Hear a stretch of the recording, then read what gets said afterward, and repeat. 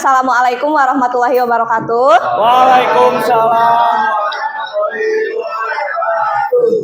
Alangkah baiknya sebelum kita mulai belajar dipimpin dulu berdoa oleh KM-nya. Silakan. Berdoa.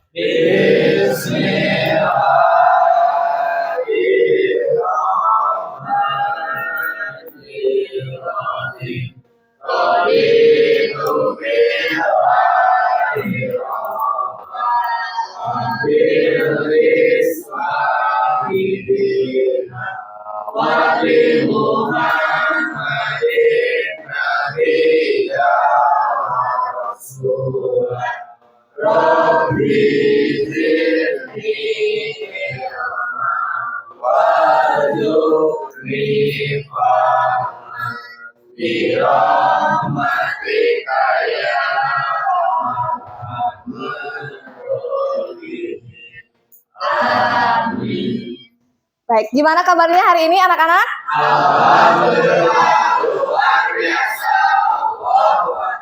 Tadi ada yang kesiangan gak nih ke sekolahnya? Gak ada? Oke, bagus ya, berarti bisa memanage waktunya. Sebelum mulai, hari ini kan kita akan belajar tentang pertumbuhan ekonomi. Ibu mau tanya dulu, minggu kemarin kita belajar apa sebelum ulangan? Sebelum ulangan belajar tentang inflasi atau apa lagi? Kebijakan moneter dan juga kebijakan fiskal.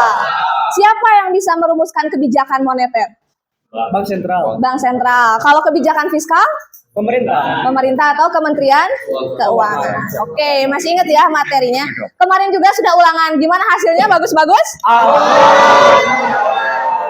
Banyak yang 100 juga ya. Cuma ada yang kurang teliti nih dalam mengisi. Kemarin Ibu lihat di hasil-hasilnya. Nah, hari ini sebelum kita mulai, kita absen terlebih dahulu ya. Aldi. Alia hadir. Asri. Asri hadir? Hadir. Audrey hadir. Azra hadir. Bevan hadir. Foto kelas berapa ini? Yes. Dava hadir? Kelas 10. Devina hadir. Fabris hadir. Habis belajar apa tadi? Matematika. Masih semangat ya belajar ekonominya? Masih. Oke, nah hari ini tujuan pembelajarannya adalah kalian nanti diharapkan mampu memahami konsep pertumbuhan ekonomi, lalu nanti bisa mengidentifikasi faktor-faktor pertumbuhan ekonomi, lalu menghitung laju pertumbuhan ekonomi, menghitung sedikit ya, dan juga nanti ada menganalisis dampaknya dalam kehidupan masyarakat. Oke, sebelum mulai coba lihat ada gambar di depan. Apa ini gambar apa? Ketimpangan ekonomi. Ketimpangan yang sebelah ini kota, yang sebelah sini kabupaten. Emang iya kabupaten. Dan pinggiran mungkin ya. Nah, di pertumbuhan ekonomi ini bisa dilihat ada yang maju seperti gambar sini, tapi masih tetap ada yang tertinggal. Nah, kita lihat ya, ini yang merasakan manfaatnya berarti yang sebelah mana? Yang sebelah sini atau sebelah sini? Yang sebelah sini ya, berarti artinya pertumbuhannya masih belum merata. Oke, kita lanjut. Nah, di sini kita akan menggunakan model pembelajaran think, pair, dan juga share. Nah, untuk sekarang kalian silakan sudah bawa handphonenya masing-masing. Bisa dikerjakan terlebih dahulu ya. Ada 4 soal di sini, silakan kalian kerjakan secara individu. Untuk waktunya 10 menit. Coba.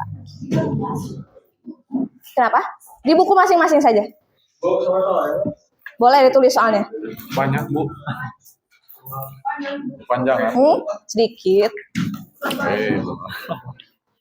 Ditulis dulu soalnya. Biar nanti kalian ingat waktu baca buku lagi itu nggak baca jawabannya aja, tapi baca soalnya juga.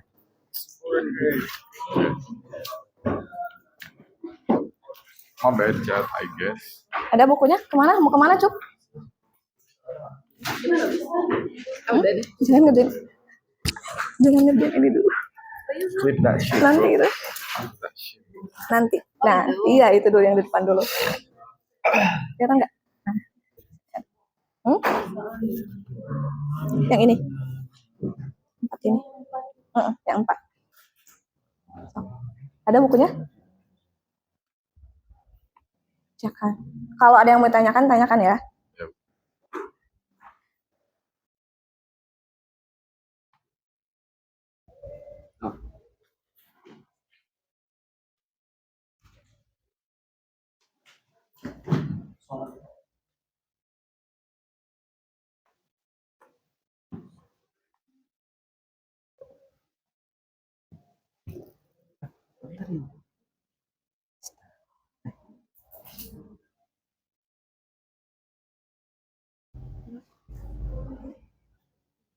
Boleh.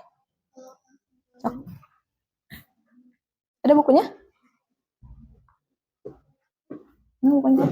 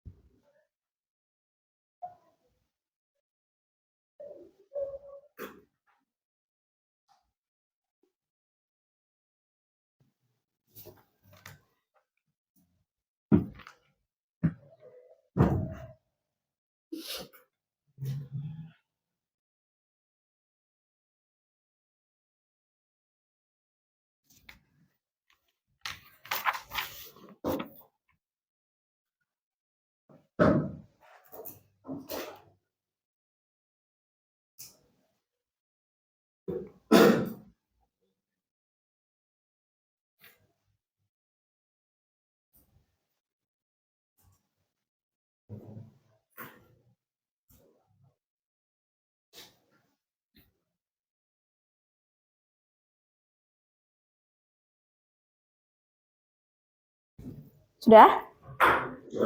Sudah ya. Nah, sekarang kita lanjut ke tahap yang selanjutnya. Kan kalian sudah berpasangan nih dengan teman sebangku. Coba jawaban kalian sekarang didiskusikan dengan teman sebangkunya masing-masing. Coba saling. Misal kamu nomor 1 jelaskan ke dia, kamu dan juga sebaliknya gitu. Coba dijelaskan biar menjelaskannya dengan bahasa masing-masing biar bisa dipahami. Top, dengan teman sebangkunya. Sini, Bang. Nah, Alban sama Yusrio, coba. Alban, nomor 1 jawabanmu. Nomor jawabannya nomor 1 gimana? Dijelaskan ke temannya. Artinya kegiatan ekonomi di negara tersebut makin aktif dan hasil yang dihasilkan masyarakat bertambah. Coba dijelaskan ke temannya, pakai bahasa sendiri, ke temannya dijelaskan. Iya. Didiskusikan. Aktif kan. Hasil yang dihasilkan Coba didiskusikan. Nah, nomor 1 sama nomor 2 misalnya gimana? Terus juga semakin banyak barang dan jasa maka pendapatan masyarakat terus lapangan kerja Zaidan ke depan coba. Nih sama cenderung meningkat. Yusuf. Sok bertiga. Kalau nomor 2 Bawa kursinya ke depan. PDB tahun sekarang dikurangi PDB tahun sebelumnya. Kursi siapa ini satu lagi? Sekarang dari 100 Tidak. Ya, Teh, karena apa kalau Didiskusikan. untuk apa gitu sih? Coba Ibu kasih waktu 5 menit untuk saling berdiskusi. agar pemerintah lebih memudahkan Nah, Alia dijelaskan. kebijakan Coba dijelaskan. Asri dijelaskan. Karais, gimana Karai? masyarakat dengan cara Jelaskan ke Asri gimana nomor jawaban nomor berapa yang udah? Nomor 2. Nomor 2 gimana dijelaskan? Apa jawabannya? Jawabannya pertumbuhan ekonomi ini gitu dengan PDB tahun sekarang Juga membuat Gimana aja tuh rumusnya katanya?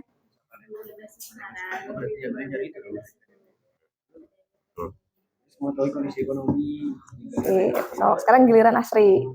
modus PDB. Kalau misalkan Coba Alban sama Pandu gimana? kalau menghitung Nomor 1 udah didiskusikan? sudah Nah, nomor 2 lagi diskusi. lagi diskusi.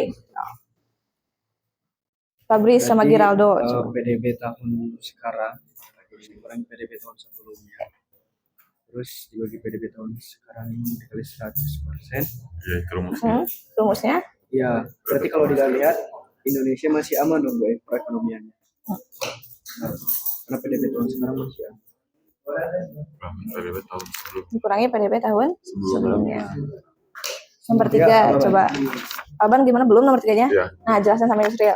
Kalau menurut aku kan soal itu apa saja faktor yang mempengaruhi pertumbuhan ekonomi.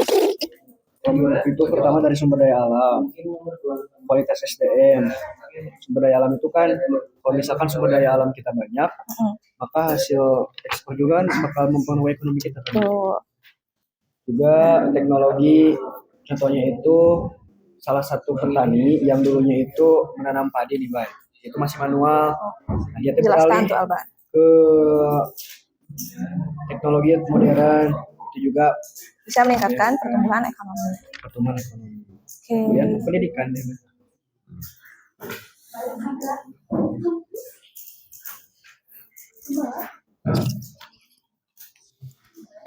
Udah. Coba kita cewek.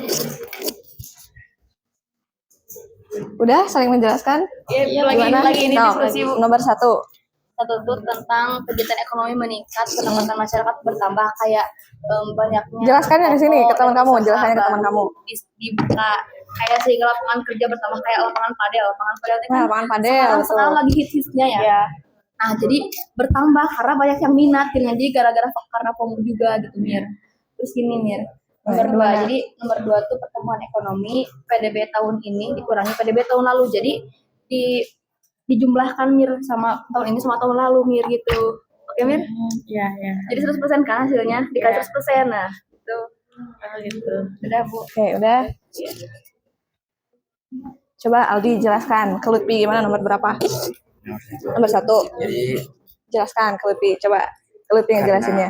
semakin banyak barang dan jasa yang dihasilkan, Mm-mm. maka diiringi juga dengan pendapatan masyarakat dan negara yang turut meningkat. Ini karena ada kesinambungan antara produksi dan kemudian konsumsi yang kemudian akan berputar di masyarakat itu sendiri. Nah, contohnya itu misal karena tingginya tingginya permintaan terhadap konsumsi beras, maka penawaran pun ditingkatkan, dan penawaran tersebut termasuk pada produksi itu sendiri. Nah, produksi itu sendiri kemudian akan menghasilkan pendapatan bagi masyarakat dan juga bagi negara melalui beberapa jalan seperti pajak dan lain sebagainya. Oke, sip. Lutfi udah paham gimana kata Ali tadi? Paham? Udah berdiskusi dengan temannya? Nah, sekarang kita akan berbagi ke seluruh kelas.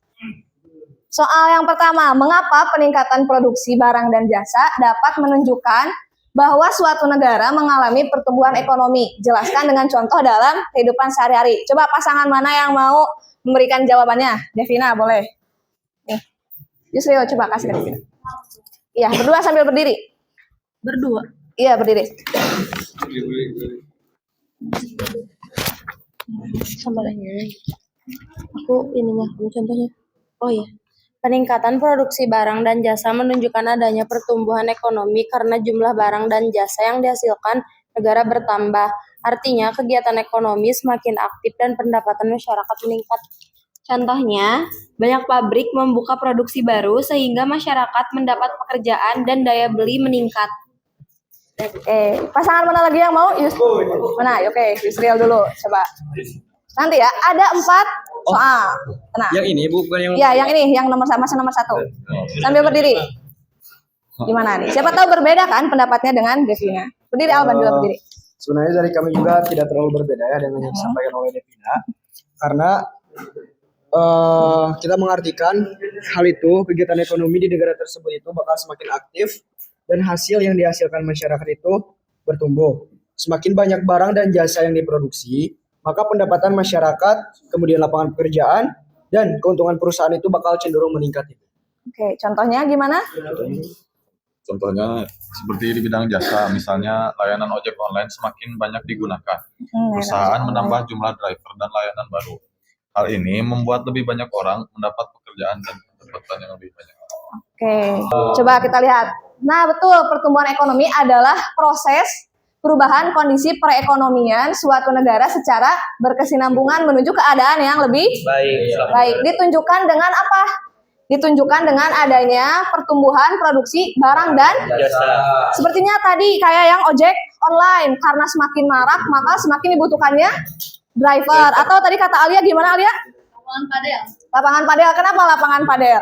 Karena sekarang kan lagi hits tuh padel, Iya. padelan, jadi banyak yang suka padel dan otomatis ya bakalan ramai di sana tuh. Tuh pada buka jasa ini ya, coaching padel. Nah, itu kan meningkatkan juga barang dan jasa yang dibutuhkan. Bisa dipahami?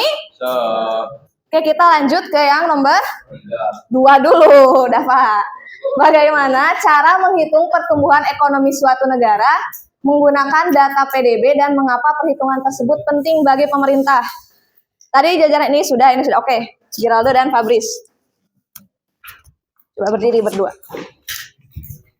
Jadi buat menghitung pertumbuhan ekonomi suatu negara menggunakan data produk domestik bruto, yaitu dengan membandingkan nilai produk domestik bruto pada suatu periode dengan PDB tahun sebelumnya, yaitu dengan rumus PDB pada suatu periode tertentu dikurangi nilai PDB periode tahun sebelumnya dibagi PDB periode tahun sebelumnya dikali 100%.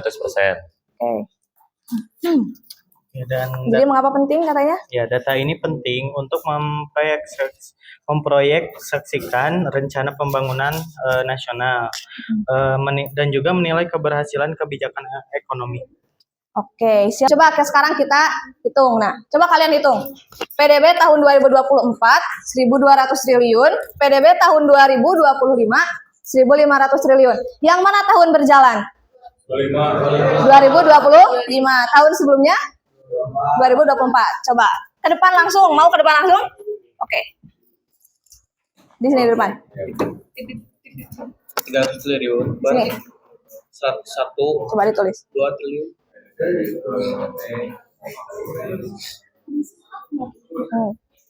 Ya. Sip, terima kasih Zidan. Oke, bisa dipahami cara menghitungnya? Sudah familiar ya kalian dengan rumus seperti ini? Jadi tahun berjalannya adalah yang 1500 atau tahun 2020? 5 Ya, tahun 2025. Lalu yang ini tahun berapa? 2024 2024. Oke, dikurangi jadi 300 triliun. Lalu ini yang bawah berapa? Tahun berapa? 2024 2024. Dikurangi terlebih dahulu, setelah itu dibagi, lalu dikali 100. Oke. Nah, kenapa ini tadi penting katanya untuk pemerintah? Sudah jelas ya, jika pemerintah tidak tahu berapa besar pertumbuhan ekonomi negara tersebut, bagaimana pemerintah mau menerapkan suatu kebijakan. Yang ketiga, apa saja faktor-faktor yang memengaruhi pertumbuhan ekonomi? Jelaskan salah satu disertai contohnya. Mana? Oke, Bevan. Berdiri coba. Faktor-faktor yang mempengaruhi pertumbuhan ekonomi yaitu SDM, sumber daya alam, SDM, sumber daya manusia, SDA, sumber daya alam, teknologi, modal, dan infrastruktur. Oke. Contoh salah satu faktor teknologi, penggunaan mesin modern di pabrik dapat mempercepat produksi dan mengurangi biaya. Misalnya pabrik makanan yang memakai mesin otomatis dan menghasilkan lebih banyak produksi dibandingkan tenaga manual. Ya, ada penggunaan teknologi dari tradisional ke modern ya. Contohnya apa lagi? Coba. Siapa lagi yang mau? Kerbau ke mesin bajak. Dari Kerbau ke mesin bajak itu salah satu juga contohnya penerapan Traktor. teknologi untuk pertumbuhan ekonomi. Bisa meningkatkan barang dan jasa? Bisa, jelas ya, barangnya jadi semakin banyak, sedangkan waktunya lebih sedikit, lebih cepat. Salah satunya Ibu pernah bilang ada negara yang bisa memproduksi banyak barang. Negara apa itu? Cina, betul ya, karena teknologinya sangat canggih, sangat modern, sehingga barangnya juga bisa banyak dan juga jasa-jasa ataupun para pekerjanya pun semakin dibutuhkan. Oke, kita lanjut. Sebelum lanjut, ada yang mau ditanyakan terlebih dahulu? Tidak, sudah dipahami? Oke, kita lanjut ke nomor terakhir. Nah, bentar. Di sini faktor yang mempengaruhi pertumbuhan ekonomi yang pertama tadi sumber daya. Untuk apa sumber daya manusia? Kenapa bisa mempengaruhi pertumbuhan ekonomi? Skill, betul ya. Meskipun ada teknologi yang canggih, kalau tidak ada manusianya, bagaimana? Tetap tidak bisa ya. Yang membuat teknologinya pun adalah manusia. Jadi SDM yang baik atau SDM yang tinggi kualitasnya bisa memengaruhi pertumbuhan ekonomi. Soal yang terakhir, menurut pendapatmu, apa saja dampak positif dan negatif dari pertumbuhan ekonomi terhadap kehidupan masyarakat? Jelaskan disertai contoh. Sebelah sini belum ada. Oh, oke. Sebelah sini satu, nanti sebelah sini ya. Coba jelaskan yang dampak positifnya terlebih dahulu. Dampak positifnya dulu.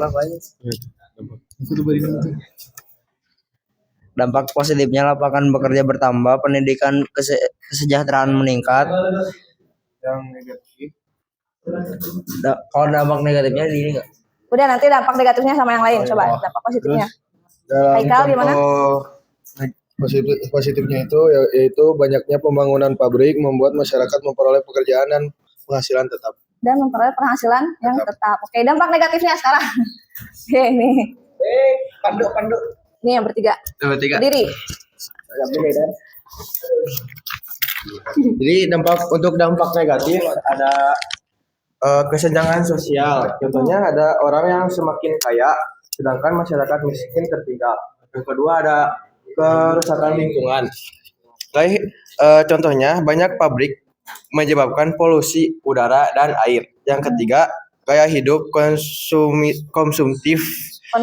Ya, contohnya masyarakat menjadi lebih boros membeli barang yang tidak terlalu dibutuhkan. Oke, terima kasih. Oke, jadi ada banyak dampak positif, tapi ada juga dampak negatifnya. Oke, kita lihat sekarang dampak positifnya, meningkatkan pendapatan masyarakat. Karena betul tadi, dengan adanya pertumbuhan ekonomi, masyarakat itu bisa mendapatkan lapangan kerja baru, lalu pendapatannya pun akan meningkat karena punya pekerjaan yang tetap. Nah, tapi sekarang kita lihat dengan adanya lapangan kerja yang baru, lalu adanya pendapatan masyarakat yang meningkat, di sisi lain ada juga dampak negatifnya, ada kesenjangan sosial dan seperti yang di gambar pertama tadi ya, di sebelah kanan bangunan-bangunan tinggi, sedangkan tadi yang di sebelah kiri itu bangunannya masih kumuh ya. Nah, betul, karena adanya kesenjangan sosial dan ekonomi. Kenapa bisa terjadi kesenjangan sosial dan ekonomi? Tidak adanya pemerataan. Tidak semua orang itu punya pekerjaan. Faktanya masih banyak sekali pengangguran. Nah, pengangguran itu tidak memiliki pendapatan yang tetap, sehingga tetap saja adanya kesenjangan sosial. Nah, yang terakhir ini, pertumbuhan ekonomi yang baik bukan hanya tinggi angkanya, tetapi juga merata hasilnya. Nanti di minggu depan kita akan belajar bedanya pertumbuhan ekonomi dan juga bedanya pembangunan ekonomi. Jadi untuk pertumbuhan ekonomi itu hanya melihat dari peningkatan pendapatan ataupun barang dan jasanya saja. Tapi untuk pembangunan ekonomi itu harus dilihat nanti penganggurannya apakah berkurang, kesejahteraan masyarakatnya bagaimana, lalu tingkat kepadatan penduduknya seperti apa.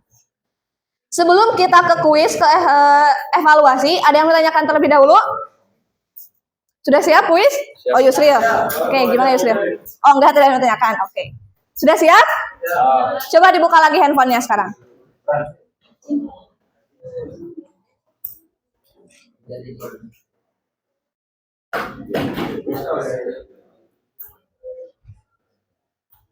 Hari ini kita akan menggunakan website Genially. Pernah pakai website ini? Belum? Nih, jadi nanti cara mainnya seperti ini ya. Nanti pas mulai, kalian akan dibawa ke tampilan yang seperti ini. Setelah itu nanti kalian klik start ya, mulai. Soal yang pertama kita baca dulu. Perhatikan ilustrasi berikut. Suatu negara mengalami peningkatan produksi barang dan jasa dari tahun ke tahun, sehingga pendapatan masyarakat ikut meningkat.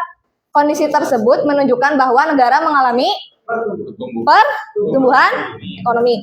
Nah, kalau jawabannya betul nanti tampilannya akan seperti ini ya. Nah, oke, right. Setelah itu kalian lanjut ke next question. Kalau salah nanti jawabannya akan seperti ini. Nah, kalau salah gini nanti ya tampilannya. Oh no gitu. Nah, nanti kalian hitung benarnya berapa dan juga salahnya berapa ya. Berapa kali kalian dapat oh no ini nanti kalian hitung, oke? Bisa dipahami? Cara mengerjakannya bisa? Oke. Siapa itu? Berarti ini 400 triliun dibagi 2.000. Mana kalau enggak di waktu sok. Sok sampai jam 9. Masih ada 15 menit. Alhamdulillah pembelajaran dari awal sampai akhir sudah selesai. Coba sebelum Ibu tutup, ada nggak satu orang yang mau menyimpulkan hasil pembelajaran hari ini? Siapa yang mau? Cari mau Yusril? Coba Yusril gimana? Hari ini belajar apa aja Yusril?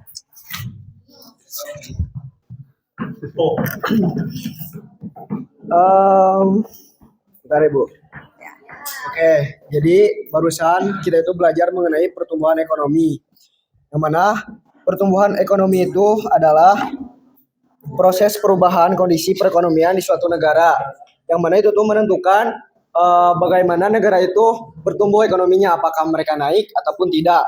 Dan juga untuk menghitung perekonomian sebuah negara, ada rumusnya, yaitu dengan menghitung PDB tahun sekarang, PDB tahun sebelum dikurangi PDB tahun sebelumnya, terus dibagi PDB tahun sebelumnya dikali 100%. Dah, Ibu. Dah, oke. Siap, terima kasih Yusril. Nah, betul ya, hari ini kita sudah belajar tentang pertumbuhan ekonomi.